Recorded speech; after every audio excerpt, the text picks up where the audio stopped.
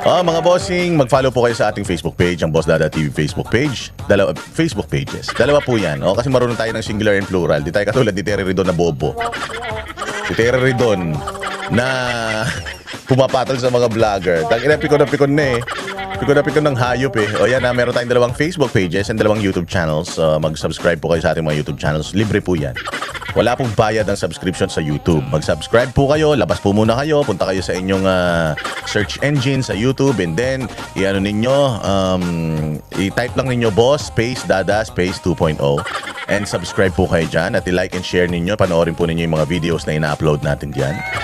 Para para may mga babalik-balikan kayo ng mga malulupit na mga highlights ng ating mga vlogs.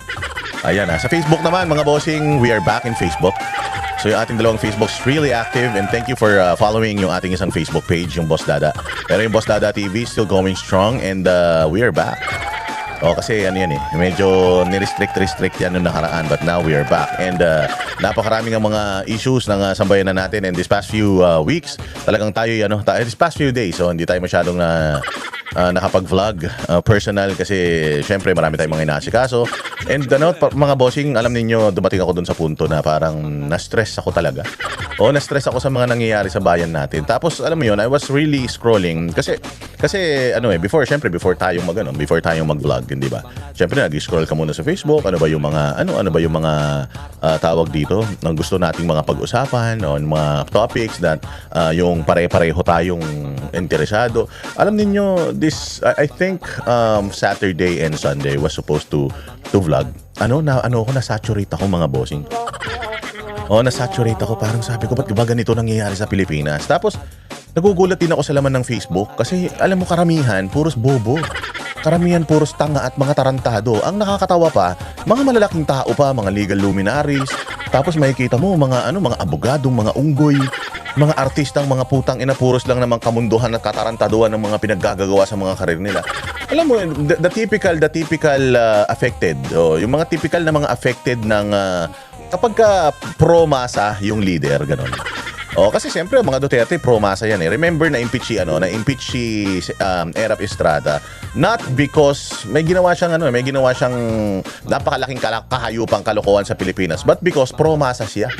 Nagkaisa ang simbahan at mga oligarko sa Pilipinas, Makati Business Club. Kasi nga karamihan ng mga programa ni Erap before para sa mahirap, kaya nga Erap para sa mahirap eh. Papakain pa yan sa luneta ng napakaraming mga lechon. So ayaw nitong mga putang inang mga mayayaman na ito dito sa Pilipinas, lalo na itong mga paring mga manyakis na ito na yung mga tao may ibang inaasahan. Gusto nila yung mga tao nakatiklop luhod sa kanila.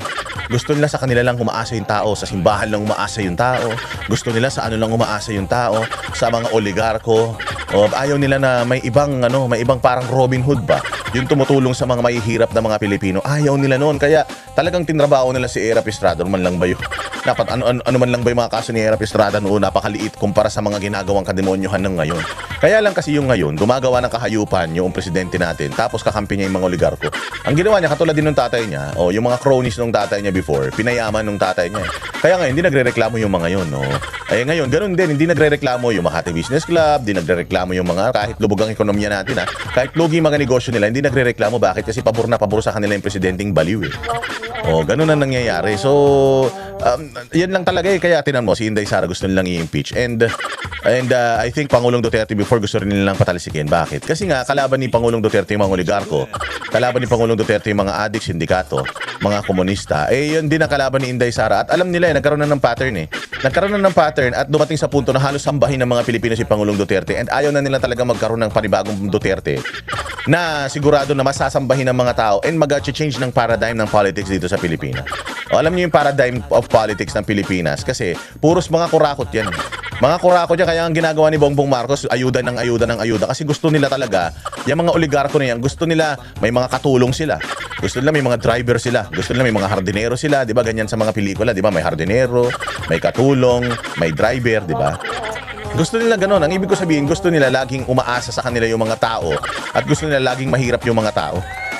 Ayaw nila nung katulad sa Amerika, di ba? Sa Amerika kasi, kung ano yung kayang i-afford ng isang ordinaryo, halimbawa nagtatrabaho lang sa McDo. Kung ano yung afford nung nagtatrabaho sa McDo, kung ano yung afford nung isang CEO nung kumpanya, afford din nung nagtatrabaho sa McDo. Pantay-pantay. Mas marami lang silang pera, pero lahat ng mga bagay na kaya nilang i-afford, kaya ding i-afford ng mga ng mga ordinaryong mga citizens sa Amerika. Kaya nga kung makikita ninyo sa Amerika, madaming mga hardinero, madaming mga driver, mga katulong, puros mga mga ibang lahi eh. Kasi nga equal opportunity sa lahat. Mas mayaman ka lang, yes. Mas marami lang ang pera mo, yes. Pero parehas lang tayo ng kayang i-afford. Kung kaya mong afford ang Rolex, kaya ko din. Mag-iipon nga lang ako ng mas matagal, pero kaya ko din. Kaya kong ipunin yun. Hindi katulad kasi dito sa Pilipinas eh. There's no way na ang middle class can own a Rolex. There's no way a middle class can own a legitimate luxury item. Oo, okay. Hindi nila kaya. Bakit? Kasi nga, gusto ng mga nandito sa Pilipinas, manatili ka lang mahirap. Yung mga bagay na meron ako, hindi ka dapat magkaroon. Pag nagkaroon ka, hihilain kita pababa. Ipakukulong kita. Ganon dito sa Pilipinas. Nare-realize ninyo? Nare-realize ninyo? Tingnan nyo, sino-sino dito ang mga nasa ibang bansa? Sa Europe, tingnan ninyo. Yung mga kababayan natin sa Europe, hindi rin naman yung trabaho ng isang citizen, halimbawa, dyan sa Netherlands. Yung trabaho ng isang Dutch, yun din ang trabaho ng mga Pilipino dyan. Kung meron mga Pilipino na nagkukudkod ng kubeta, naglilinis ng mga tahanan, yung mga binabayaran para maghardinero, meron ding mga Dutch na gumagawa niyan. Hindi katulad dito sa atin. Dito sa atin, ang mga ang mga alipin natin, puros mga kapwa natin Pilipino. Tapos ayaw natin na yung kapwa natin Pilipino, lalo na itong mga putang ng mga oligarko na ito, ayaw nila na umunlad ang buhay ng mga yan. Ayaw nila umangat ang buhay ng mga, ayaw nila na yung sinusuot mo at saka yung sinusuot nila mga bilyonaryo pareho. Ayaw nila. Okay, nakikita mo yung mga nepo baby, hindi ba? Yung mga nepo baby. Yung mga anak nila, kasi mga kurakot ng mga magulang niyan, yung mga anak nila, gusto nila iba sa mga nasa paligid nila. O gusto nila yung mga anak nila, mas mataas ang status kaysa dun sa mga nila, sa mga constituents nila, di ba? Itong mga congressman, di ba? O gusto nila iba itsura nila, ganun sila. Masyadong extravagant ang mga Pilipino. Masyado tayong masyado nating ipinupush ang mukha ng mga kapwa natin na I'm better than you, ganun. Sa ibang bansa hindi ganyan.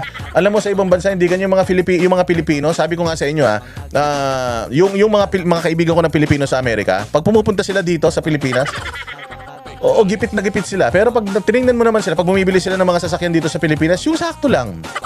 Yung sakto lang. Pero pag tiningnan mo sila sa Amerika, mga naka-BMW sila, mga naka-Mercedes-Benz sila. Bakit dito sa Pilipinas hindi nila magawa yan? Kasi parang alam mo dito sa Pilipinas, it's prohibited for a normal person to have something that the rich people has.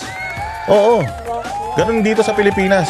Kaya kawawa tayo nananatili tayong ganyan. At yun nga yung change na paradigm ng mga Duterte. Napantay-pantay tayo, uunahin natin yung dapat nating unahin. Ang plano natin is hindi na payamanin yung mga mayayaman. Yung mga mahihirap, kailangan iangat na natin ang buhay. Ganun noon, nagkaroon tayo ng patas na laban. Mga bossing, yung mga buwis na binibigay natin sa gobyerno, nakikita at nararamdaman natin.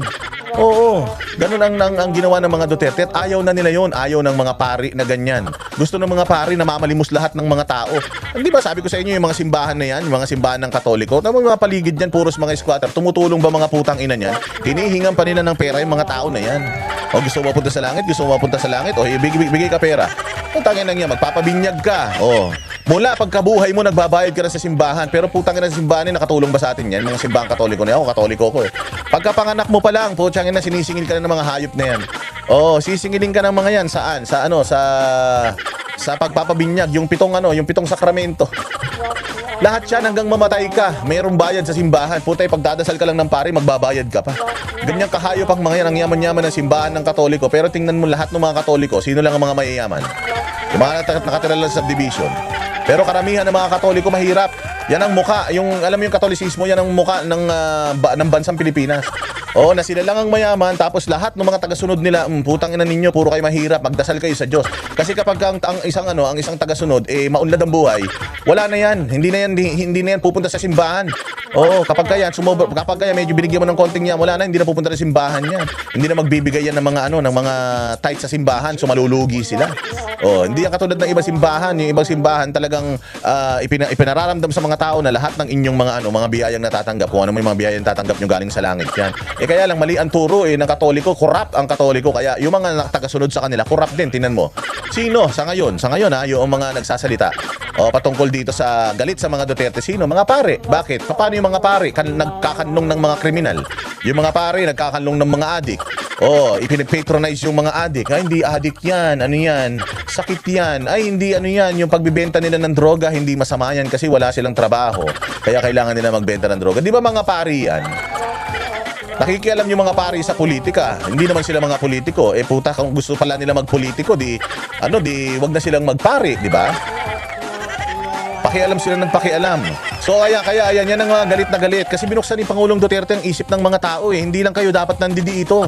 Tayong mga mahihirap may pag-asa tayo. Katulad ni Pangulong Duterte, hindi naman sila kayamanan pero naging presidente siya ng Pilipinas. Binigyan niya ng pag-asa ang mga Pilipino na kahit normal lang tayo, basta gagawa ka ng maayos, mamahalin ka ng mga nasa paligid mo. So ganun ang ginawa ni Pangulong Duterte kahit galing siya sa Davao City na isang magulong lugar. Dahil inayos niya yung Davao City at noong medyo hesitant pa yung mga tao na iboto siya eh. Pero nung nanalo siya, talagang pagdating niya sa Malacanang, nagtrabaho talaga siya and sinundan niya talaga yung lahat ng mga sinabi niya na he tried to bring peace and order sa Pilipinas. It wasn't perfect, yes. It wasn't the best, yes. Pero if you're gonna compare it to previous administrations, sandamukal na malaking milya-milya. Ang layo naman ng husay ni Pangulong Duterte sa pamumuno kaysa sa kanila. Di ba? Si Pangulong Duterte, nabalita ba na siya ay nagnakaw? Wala. Wala, pero lahat ng mga presidente na nauna sa kanya, nagkaroon ng mga korupsyon na mga at least man lang pinaghihinalaan na korap. Pero si Pangulong Duterte was never corrupt. Pag nakita mo siya, is just simple. Mumurahing barong, nakatabingi na na kurbata, relos na mumurahin, natatanggal pa yung swelas ng sapatos. Kasi nga, yun yung ayaw ng mga oligarko sa Pilipinas na makita na ikaw bilang isang maliit na tao, kaya mong lumaki. Ayaw nila ng ganun. Ayaw nila ng ganyan. Gusto nila sila lang. Kami lang na mga nakapag-aral sa UP, sa Ateneo, sa De La Salle. Kami lang na may mga bachelor's degree, masters, and doctorate. Ang mga magagaling sa Pilipinas, kayo mga Indio kayo. Yan na yung inano natin eh. Yan na yung namana natin sa mga Espanyol. Kayo Indio kayo, kami mga Espanyol kami. Ang masaklap niyan, tangina yung mga nandito sa Pilipinas. Pare-parehas sa tayo Pilipino, wala nang Espanyol dito, pero natuloy pa rin yung ganun. Na kapag nakaangat ka ng konti sa buhay, minamaliit mo na yung mga kababayan mo, mga kakilala mo. Ganun sa Pilipinas. Kaya yan yung dapat natin baguhin at yan yung binabago natin at binago ni Pangulong Duterte na ayaw na nilang maulit muli. Dahil naging maangas ang mahirap dati. Bakit? Kasi ang ganda ng mga programa ni Pangulong Duterte, may mga trabaho lahat ng tao. Pero ngayon kita mo, wala na naman trabaho ng mga tao. Nagkaroon ba ng rotational brownout o blackout sa Pilipinas noong panahon ni Pangulong Duterte? Meron pang pandemic pero hindi tayo napabayaan ng gobyerno. Imagine niyo kung ngayon nagkaroon ng pandemic. Kung sa panahon ni Bongbong Marcos nagkaroon ng pandemic, anak ng tinapay, ito lang nangyari sa Senado na gulo. Kung nangyari yan sa panahon ni Pangulong Duterte, sigurado ako mag-i-intervene si Duterte. Hindi lang yan basta maggagawa ng 4 na minuto na vlog. Pag i-address niya yan, sigurado ako i-address niya yan. Pupuntahan niya sa mga militar yan para to maintain peace and order diyan actually Senate is a branch of government. Hindi siya isang departamento. Branch of government, we have 3 branches of government na co-equal ang kanilang kapangyarihan. Ang executive, which is ang presidente, office of the president, ang house consisting of two houses, lower and upper house, Congress and Senate, and Supreme Court, judiciary. Co-equal yan. Oo, co-equal yan. Meron silang function sa bawat isa na hindi nila dapat pinakikialaman. Pero ikaw bilang isang ama ng Pilipinas, hindi lang dapat walang kinalaman ng gobyerno dyan. Hindi gobyerno yan. Yung ganito, tinawagan ko si ganito, tinawagan ko sa ganyan. Pagiging sign niya ng pagiging weak leader. Yun nga yung ko mga bossing, yung ibabalikan ko yung kaninang sinabi ko na this past few days, I got saturated. Talagang parang alam mo yun, ayoko mag-vlog sa sobrang dami ng issues. Parang biglang napagod ako, kaka-scroll na gano'n. Tapos nakikita ko mga bossing, puros yung mga pare, pukin ng ina niyan. Yung mga pages ng mga pare. Oo, the holy page, mga ganun. Putang ina, mga pare, nagsasalita tungkol sa gobyerno, mga puking ina ng mga yan. Bukod sa hindi naman din nagbabayad ng buwi sa mga hayop na hindi naman tumutulong sa mga Pilipino yung mga putang ina niyan. Nakafocus lang sila sa mga politiko. Grabe mga boss, napagod ako. Tapos nakikita ko yung feed ko, karamihan, mainstream media, mga panggap na mga vlogger, mga artista, lahat po siya tinitira si SP Cayetano. Alam mo talaga na may umiikot na pera para sirain si Cayetano. Bakit po sisirain si Cayetano? Kakasimula pa lang Kakakuha pa lang niya ng posisyon Hindi pa nga siya nakakapaglagay ng mga committee chairman sa mga importanteng committee diyan sa Senado, tapos pinagbibitiw na nila. Hindi pa man nakakapagsimula magtrabaho, pinagbibitiw na nila. Wala pa nga kahit ni isang hearing eh. Samantalang si Ping Lacson nang tagal-tagal na nung flood control na mga hearing diyan sa Senado, hindi na nga natapos-tapos, hindi na nga natuloy-tuloy, tapos hindi sila nagagalit. Samantalang dito kay Alan Peter Cayetano, ang ganda ng qualifications ni Alan Peter Cayetano if you're gonna compare him. Kay Tito Soto, si Tito Soto wala nang pinag-aralan, putang ina niyan eh. Wala namang utak yang ulol na yan eh. Artista man lang yang gago na yan eh. Ang tagal lang yan na naging senador kasi nga sikat. Ganoon naman kasi sa Pilipinas, bobo yung mga ibang botante sa Pilipinas eh. O hindi tinitingnan yung qualifications ng mga tumatakbo sa serbisyo. O kita mo si Alan Peter Cayetano, magkumparahan sila ng nagkumparahan sila ng credentials ni Alan Peter Cayetano. Total, mahilig naman kayo sa ganyan. Kahit man taga-tinda lang ng appliances sa SM, hinahanapan nyo na sandamukal na mga credentials. Samantalang yung mga nagsisilbi sa inyo sa gobyerno, umahawak ng pera ng taong bayad, mga proyekto, wala mga pinag-aralan. Di ba? Nasa ng batas? Nasa ng justisya? Mag-a-apply ka lang sa Andox, maglilitsyon ka ng manok, putang ina, ano bang mahirap doon? Lalagay mo lang sa baga yung karne, tas pusa ng ikot yun. Titingnan mo lang kung luto na hindi, chachapin mo, tas ibibigay mo doon sa bumibili. Puta, kailangan pa dyan, college graduate ka. O samantalang dito senador, walang pinag-aralan. Saan ka naman makakita ng ganyan? O si Alan Peter Cayetano, saan nag-aral yan? Bata pala, nag-aral na yan sa Lasal. Tapos nung high school yan, nag-aral na yan sa mataas na eskwelahan. O tapos nung kolehiyo yan, nag-aral yan ng political science sa UP.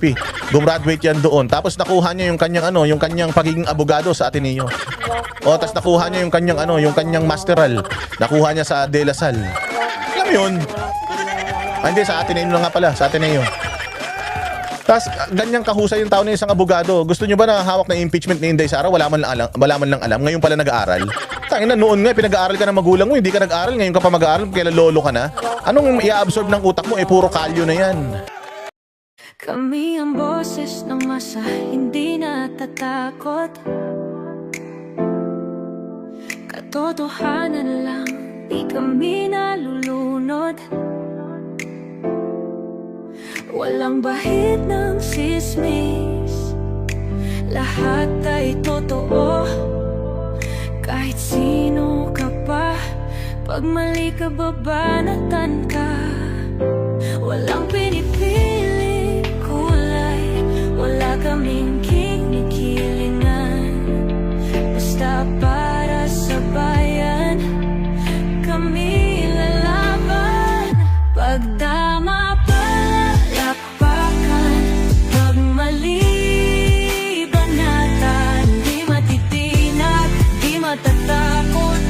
sa bayan, tuloy ang sigaw. Sa harap ng kamera, walang halong takot. Mga baluktot, lahat kayo'y tutumba. Ang hustisya at totoo, yun lang ang mahalaga. Kahit sinong harang, di kami matitinag. Walang pinipiling kulay, wala kaming kinikilingan. Basta para sa bayan, kami lalaban. Pag tama palakpakan, pag mali banatan. Di matitinag, di matatakot. Para sa bayan, tuloy ang sigaw. Kung nasa tama ka, ikaw ay aming kasama. Pero pag mali ka, handa ka na bang mabasag? Banateros kami, walang inuunan. Dahil bayan muna, bago ang sarili.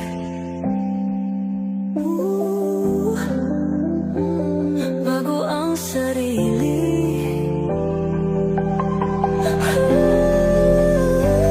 Pag tama palakpakan, pag mali banatan. Banateros ang sigaw, katotohanan ang laban.